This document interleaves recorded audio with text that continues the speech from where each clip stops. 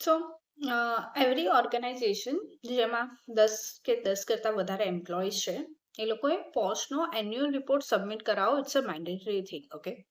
સો એ રિપોર્ટમાં તમે શું ઇન્ક્લુડ કરવાનું છે કે એન્યુઅલી તમારા કેટલા કમ્પ્લેન રજીસ્ટર થઈ છે તમારી કંપનીમાં, કેસ કઈ રીતે હેન્ડલ થયા છે, શું એનું રિઝોલ્યુશન આવ્યું છે, એ બધી વિગતવાર ડિટેલ્સ લખવાની હોય છે.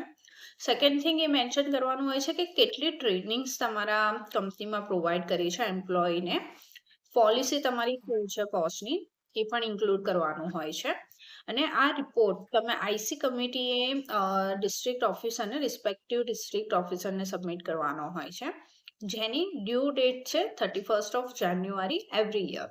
સો ઇટ્સ નિયર બાય. સો હજી પણ તમે કોઈ પણ જાતનો પોસ્ટનો રિપોર્ટ હજી સુધી બનાવ્યો ના હોય તો જરૂરથી બનાવી લેજો. 31 January is the due date for the submitting the report to the district officer.